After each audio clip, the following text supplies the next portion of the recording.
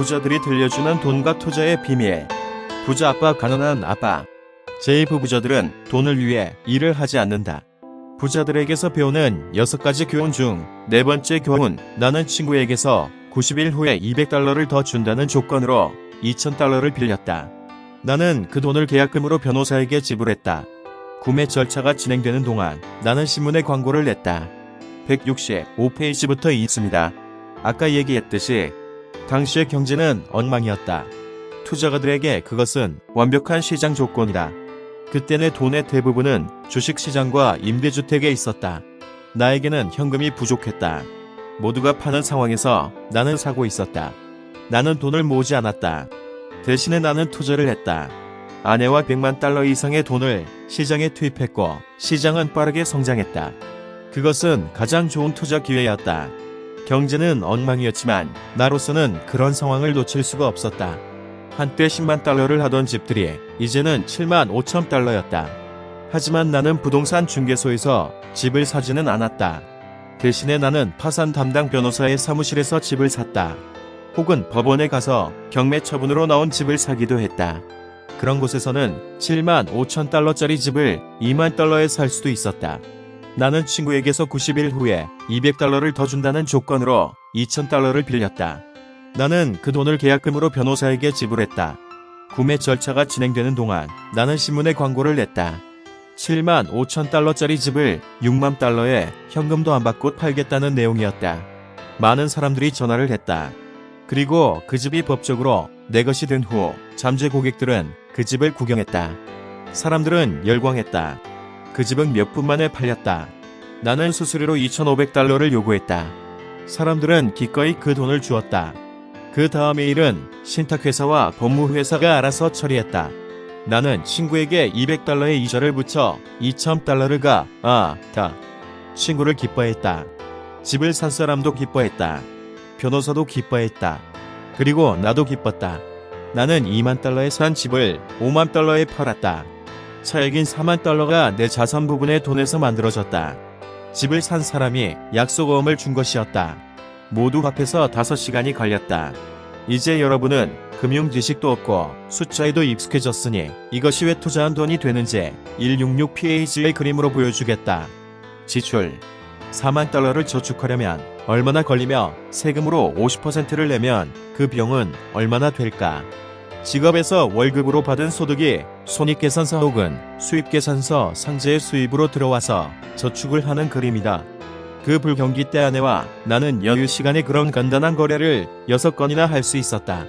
대부분의 우리 돈은 더 큰 부동산과 주식시장에 있었으며 우리는 그 6건의 구매에서 $190,000 이상의 자산인 이자가 10%인 모험을 만들고 거래를 만들어 팔 수 있었다.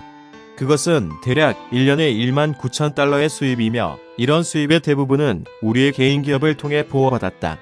그 1년에 $19,000의 수입은 대개 회사차와 휘발유, 여행, 보험, 고객들과의 식사, 그 밖에 이런저런 일에 사용되었다.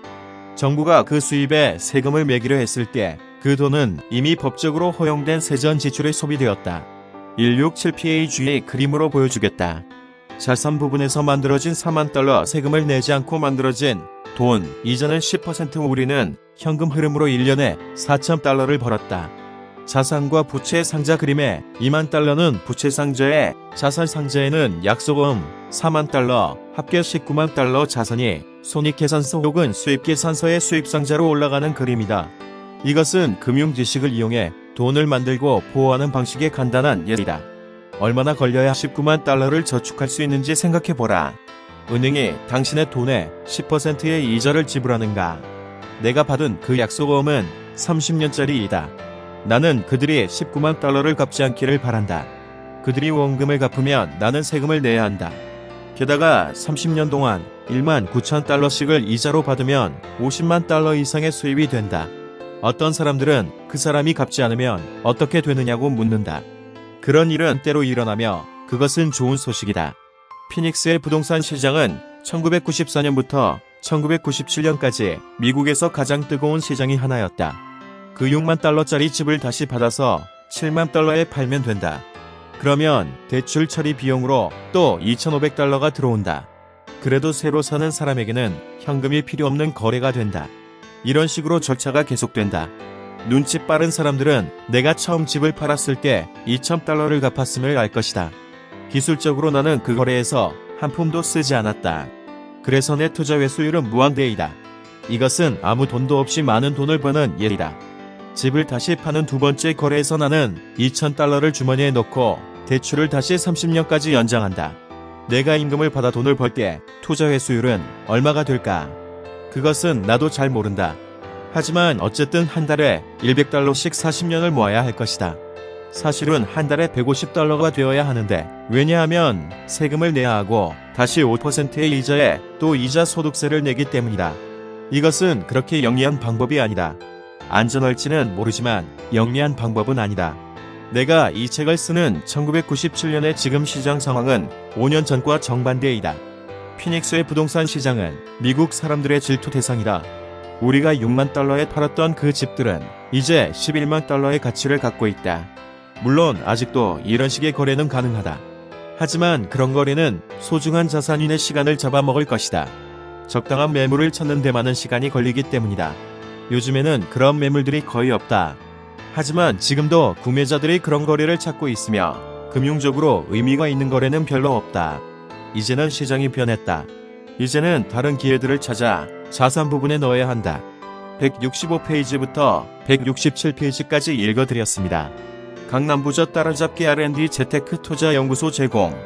감사합니다.